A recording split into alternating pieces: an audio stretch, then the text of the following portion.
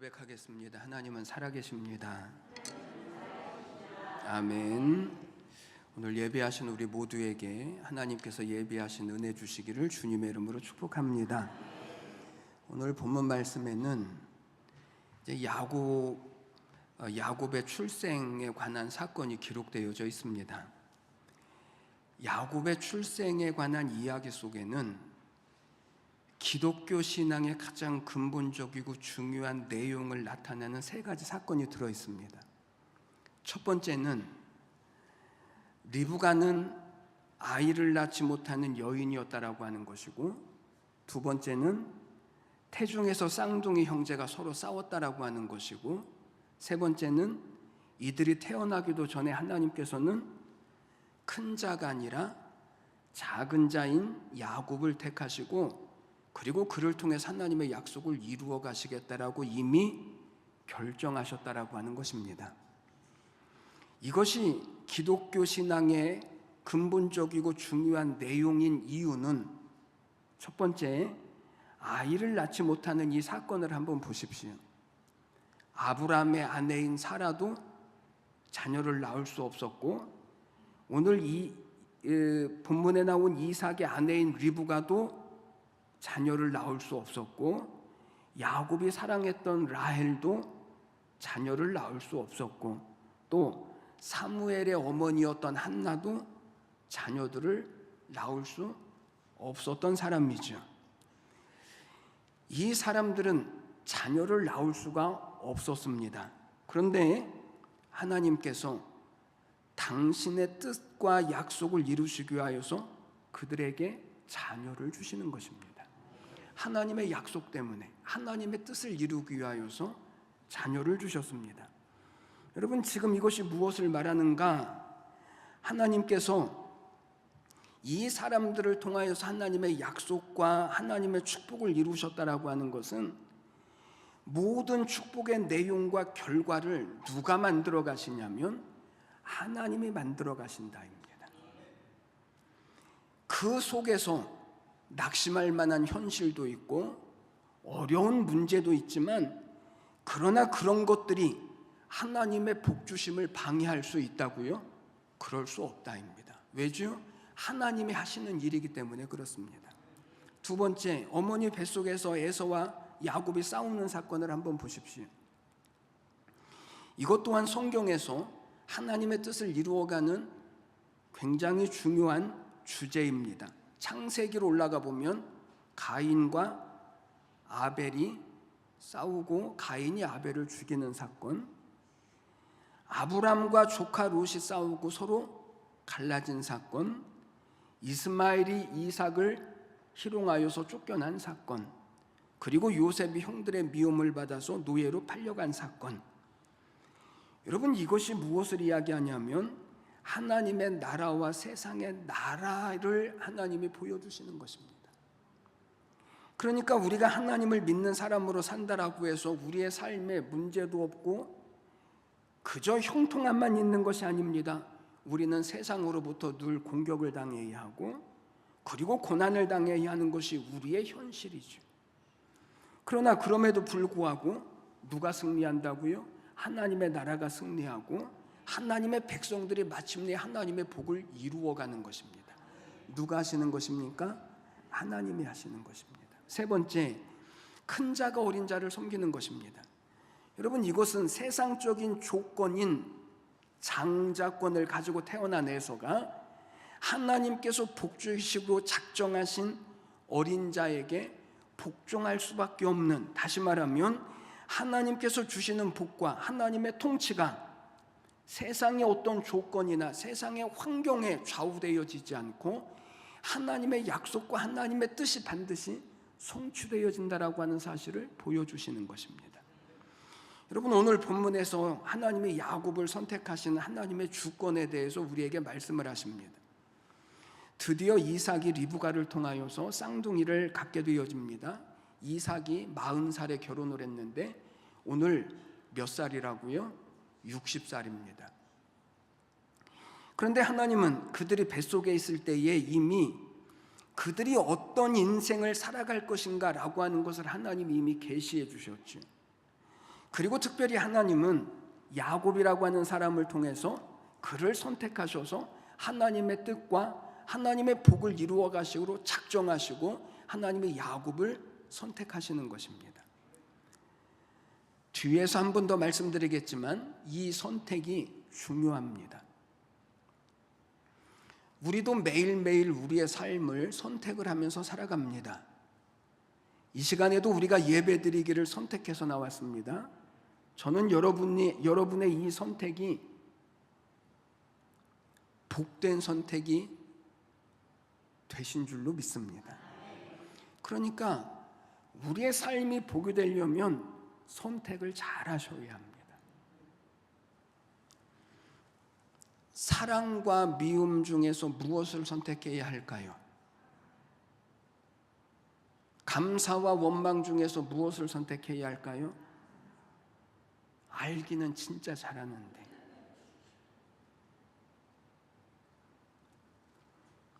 여러분, 이 선택은 누가 하는 것입니까? 사랑과 원망 중에서 무엇을 선택할까 하는 것을 누가 하는 것입니까? 내가요. 하나님이 저절로 해주시게 하면 좋겠지만 아니요, 하나님은 우리가 하기를 원하시죠. 어떤 사람은 미움을 선택해서 미운 마음을 가지고 미워서 죽으려고 하는 삶을 살고, 어떤 사람은 원망을 선택해서 감사를 다 잃어버리고 매일같이 누군가를 원망하면서 사는 거예요. 저는 여러분들이 좋은 것을 선택하시기를 주님의 이름으로 축복합니다. 그게 복이 되어지는 거예요. 오늘 말씀을 통해서 하나님이 왜 야곱을 선택하셨습니까? 그리고 야곱을 선택하신 것 같이 오늘 여러분들과 저를 하나님이 선택을 하셨는데 도대체 이것은 어떤 뜻을 가지고 있는 것입니까? 그리고 우리는 하나님의 선택을 받았다라고 하는 이 사실을, 그리고 이 믿음 안에서 우리는 도대체 어떻게 해야 하는 걸까요? 저는 오늘 말씀을 나누시는 우리 모두가 부디 하나님께서 택하신 야곱을 통해서 하나님의 모든 뜻을 이루어 가셨던 것처럼 오늘 우리 한 사람 한 사람을 택하신 하나님께서 우리를 통하여서 하나님의 약속과 선과 그 나라를 이루어 가시는 복된 통로가 되시기를 주님의 이름으로 간절히 축원해 드립니다. 먼저는요, 믿어야 하는 것입니다. 23절 말씀을 보겠습니다. 23절, 여호와께서 그에게 이르시되 두 국민이 내 태중에 있구나. 두 민족이 내 복중에서부터 나누이리라. 이 족속이 저 족속보다 강하겠고 큰 자는 어린 자를 섬길 것이다. 누가 말씀하셨다고요? 하나님이 그렇게 하시기로 작정하셨다 해요. 여러분, 당시의 전통에 의하면 한 가정에서는 장남을 통하여서 하나님의 섭리가 이루어지고 장남을 통하여서 가계와 기업이 계승되어지는 것이 너무나 당연한 것입니다. 그래서 유산을 남길 때도 장남에게는 다른 자녀들이 받아야 할 몫의 2배를 남겨주는 것입니다. 그런데 이 에서와 야곱의 출생 사건을 둘러놓고 이 전통과 이 관념이 깨져버리는 것입니다. 하나님의 축복은 상식이나 전통이나 관념으로 받는 것이 아닙니다. 시작.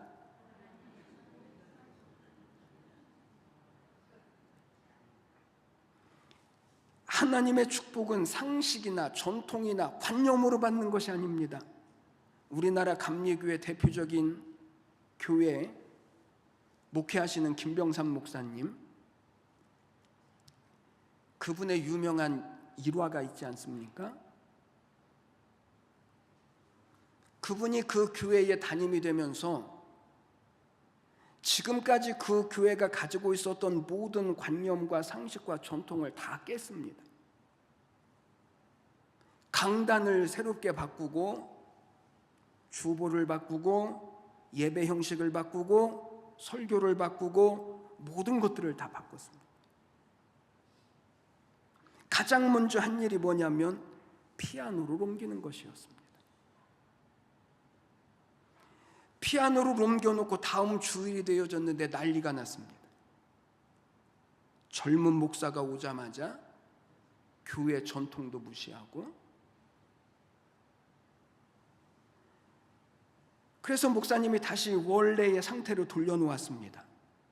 그리고 일주일에 1cm씩 옮기는 것입니다. 피아노 한 대 돌려놓는데 2년이 걸렸습니다. 그런데 중요한 사실은요, 교인들이 모릅니다.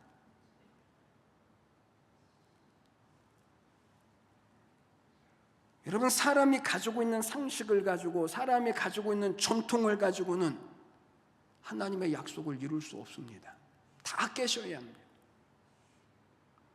하나님은 장남이 아니라 차남, 에서가 아니라 야곱을 통하여서 하나님은 하나님의 약속과 하나님의 뜻을 이루어 가시겠다라고 하나님은 작정하시는 것입니다.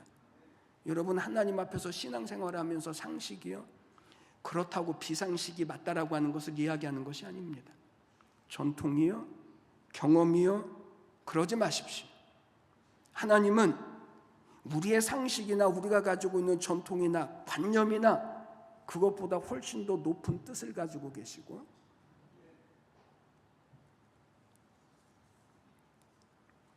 그래서 하나님은 큰 자가 어린 자를 섬길 것이라고, 장남이 차남을 섬길 것이라고 말씀하시고 작정하시고 그 뜻을 이루어 가시는 것입니다. 왜요?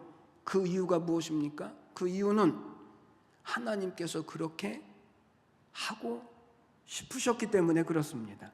이것이 하나님의 뜻이고 하나님의 주권입니다. 그런데 여러분, 사실은 시간이 지나고 나서 나중에 보니까 하나님의 선택이 맞아요, 안 맞아요? 하나님의 선택이 맞아요.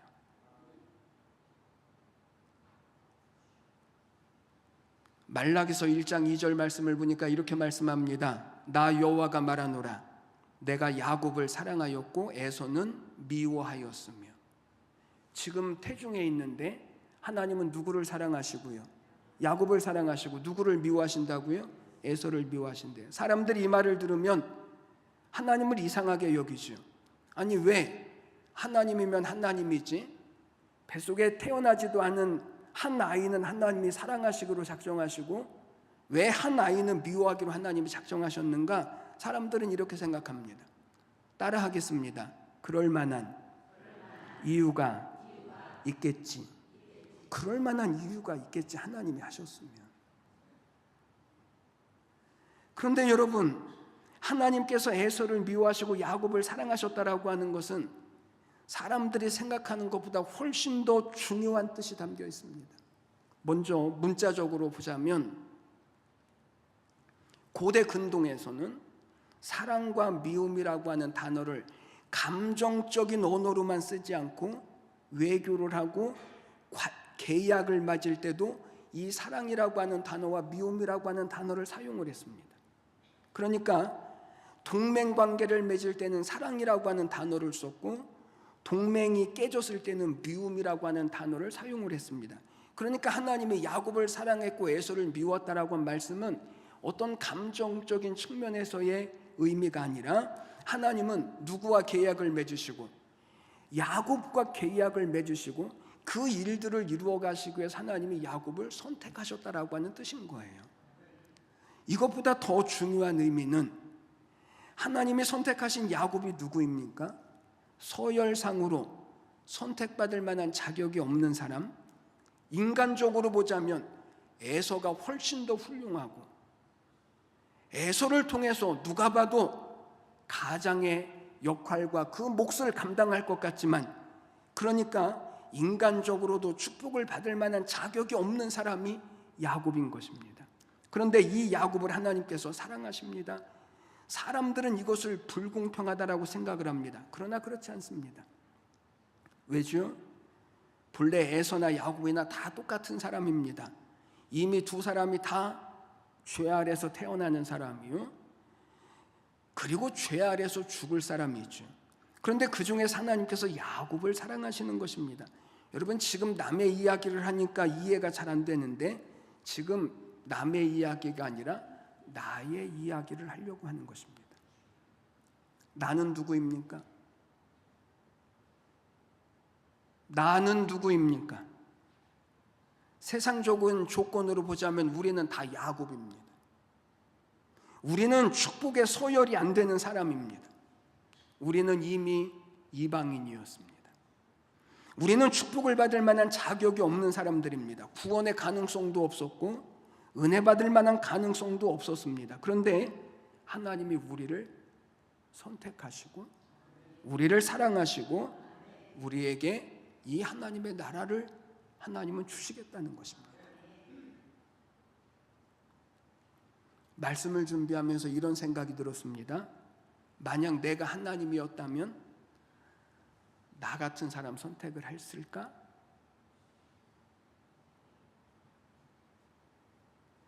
아니 보십시오. 뭐 생긴 것만 잘생겼지 뭐 제가 생각해도 마음에 드는 것이 하나도 없습니다. 아니 저는 제가 하나님이었다면 저 같은 사람을 저는 택하지 않았을 것입니다.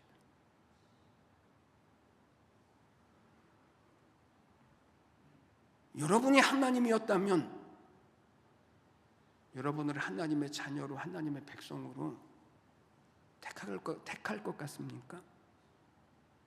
그런데 하나님은 우리를 구원받을 사람으로 그리고 축복을 받을 사람으로 하나님이 택하시는 것입니다. 그래서 하나님 앞에서는요 자랑할 게 없습니다. 반대로 말하자면 하나님 앞에서 불평할 것도 없습니다. 원망할 것도 없습니다. 여러분 하나님이 나를 택하셨다라고 하는 사실이 하나님이 나를 사랑하셨다라고 하는 사실이 무슨 말씀이신지 이해가 가십니까? 오늘 하나님이 야곱을 택하셨다라고 하는 것이 오늘 우리 한 사람 한 사람을 택하셨다라고 하는 것과 똑같은 이치요. 우리가 야곱의 자리에 다 서 있다라고 하는 것입니다. 이 사실을 믿는 것입니다. 두 번째는 책임을 다해야 하는 것입니다. 이삭과 리브가가 처음에 쌍둥이를 가졌을 때 얼마나 기뻐했겠습니까? 그런데 마냥 기뻐할 일만이 아닙니다. 왜죠? 22절 23절 말씀을 보니까 뱃속에서부터 둘이 싸우기 시작하는 것입니다. 그리고 더 나가서 이것이 두 민족의 싸움이 될 것이라고 말씀합니다. 여기에 대한 하나님의 뜻을 우리는 알 수 없습니다만 다만 하나님만 아시는 어떤 이유가 있을 것이고 목적이 있을 것입니다. 여러분 우리가 선택을 받았다라고 하는 것만으로 우리가 마냥 좋아하고 있을 것이 아닙니다. 왜요? 하나님이 우리를 복주시기 위해서 선택하셨기 때문에 우리는 가만히 있어도 되거나 아니면 우리는 아무것도 안 해도 되어지는 것이 아니기 때문에 그렇습니다. 여러분 뱃속에서 얘네들이 왜 싸웠을까요?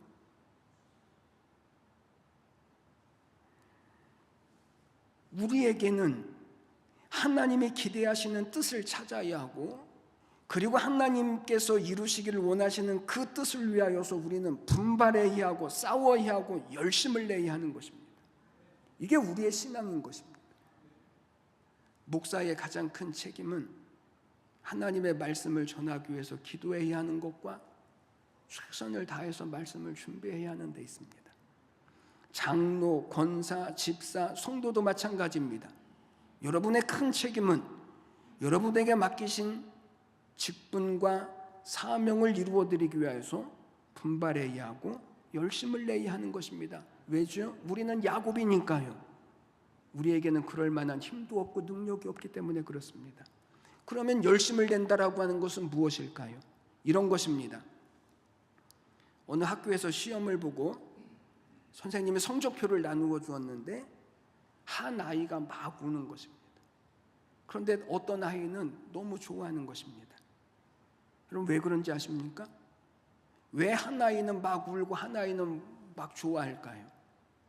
알고 봤더니 막 우는 아이를 보았더니 얘는요 시험을 망쳤기 때문에 막 우는 것입니다.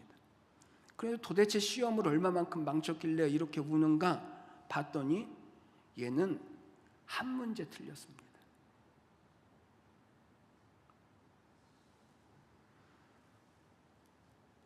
그런데 성적표를 받아보고 너무 잘 봤다라고 좋아서 펄쩍펄쩍 뛰는 애를 보니까 도대체 얼마나 잘 봤길래 이렇게 좋아하는가 그랬더니 얘는 50점을 맞았습니다. 차이가 뭐죠? 한 문제 틀린 학생은 내가 최선을 다했는데 맞을 수 있는 건데 그런데 이 한 문제 틀린 것이 마음이 아파서 우는 것이고요. 그래서 그 한 문제를 위해서 이 아이는요, 또 그날부터 최선을 다하는 것입니다. 그런데 50점을 맞고 좋아하는 학생은 공부도 하나도 하지 않았는데 절반이나 맞았다라고 좋아하는 거죠.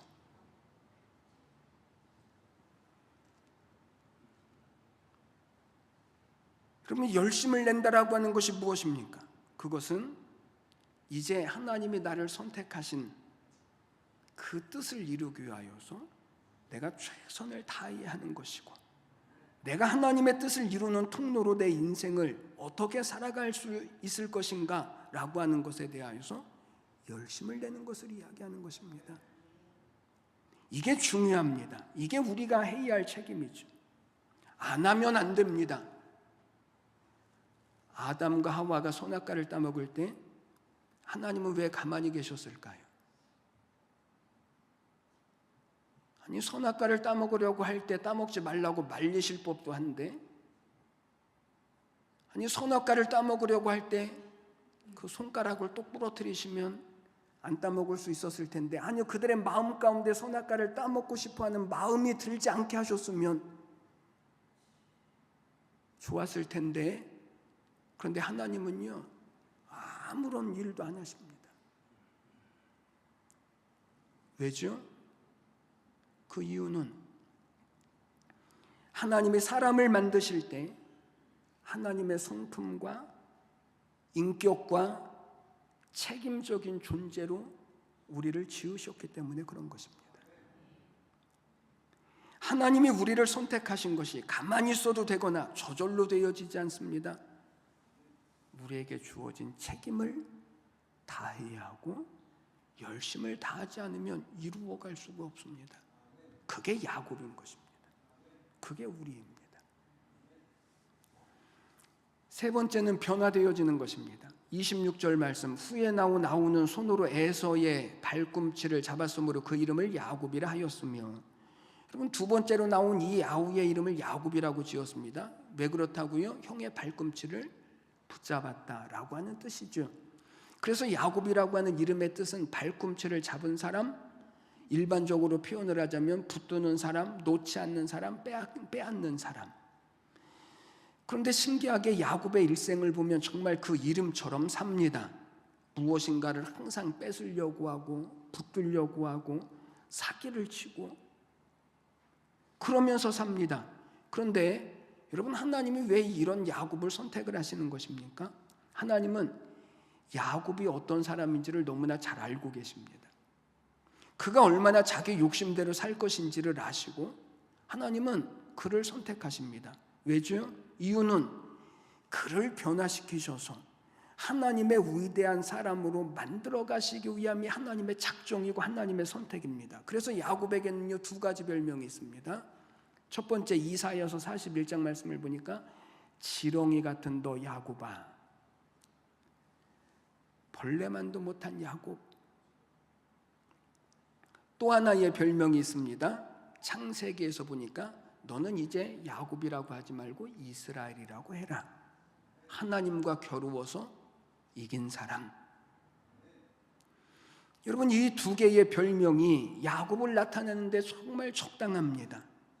그리고 이 별명을 통해서 하나님께서 그를 왜 선택해 주셨는지를 우리는 알 수 있습니다. 지렁이 같은 야곱을 선택하신 이유는 하나님의 사람으로 이스라엘로 변화시켜서 하나님의 약속과 하나님의 뜻을 이루어 가시기 위함인 것입니다. 여러분, 하나님이 우리를 선택하신 이유는 우리가 다른 사람보다 더 완전해서입니까? 아닙니다. 우리를 하나님의 사람으로 날마다 변화시키셔서 하나님의 약속과 그 뜻을 이루어 가시기 위해서 하나님이 우리를 선택하셨습니다. 다른 때도 설교가 어려운데 오늘 표정을 보니까 어려워서 죽겠다라는 것입니다. 이 어려운 이야기를 왜 여기까지 끌고 왔냐면 이제 결론을 말씀드리려고 합니다. 오늘 이 본문의 뒤에 가면 어떤 이야기가 나오냐면 에서가 팥죽 한 그릇에 야곱에게 장자권을 파는 사건이 나옵니다. 이 내용에서 중요한 것은 야곱은 장자권 갖기를 소원했고 에서는 그것을 경홀히 여겼고 결국은 장자권이 에서에서부터 야곱에로 넘어가는 것입니다. 그래서 장자의 복을 누가 받는다고요? 야곱이 받습니다. 그런데 오늘 성경이 말씀하려고 하는 것은 장자의 복을 야곱이 소원을 했기 때문에 사모했기 때문에 받아내는 것이 아니라 이미 야곱이 어머니 뱃속에 있을 때부터 하나님께서 야곱에게 복 주시기로 작정을 하셨고 야곱을 선택하셨기 때문에 이루어진 것이지 야곱이 가지고 있는 소원이나 간절함이나 자격이나 어떤 조건으로 되어지 않았다입니다.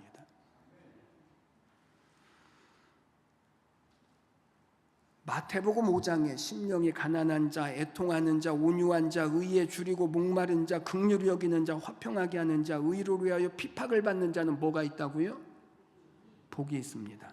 사람들은 이것을 흔히 복을 받는 조건이라고 생각을 합니다.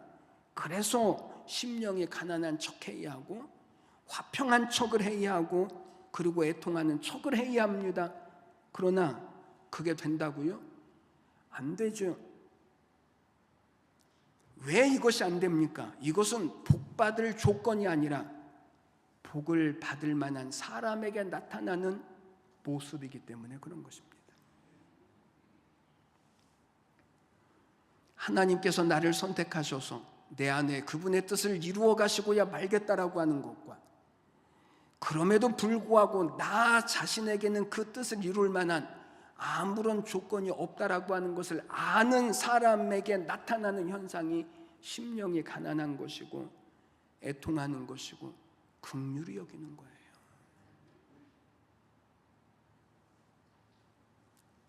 이게 우리의 신앙의 근거예요. 내가 잘하는 것과 재능과 열심이 신앙의 조건이 되면 안 돼요. 하나님이 약속하시고 그것을 위해서 나를 택하시고 나를 부르셨다면 하나님이 하시고야 만다라고 하는 사실을 믿는 믿음이 우리의 신앙의 조건이어야 하는 거예요.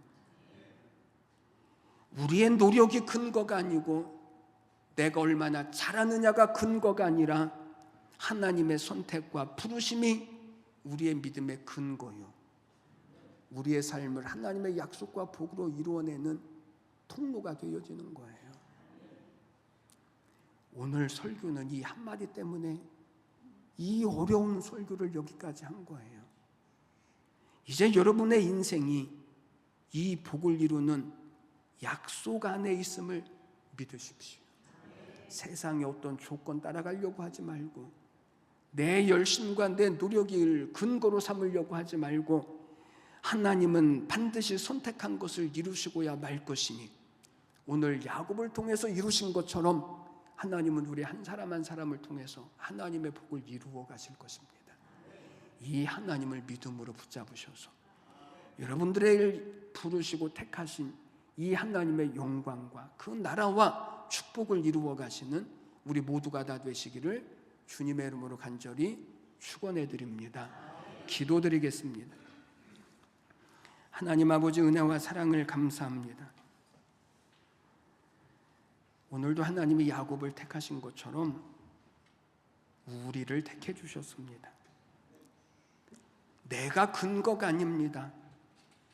하나님의 약속이 근거가 되어지고 하나님의 살아계심이 근거가 되어져서 우리는 믿음으로 살고 충분히 변화되어지며 하나님의 약속과 뜻을 마침내 이루어 가실 이 하나님을 믿는 믿음으로 살아내는 하나님의 자녀요 백성입니다.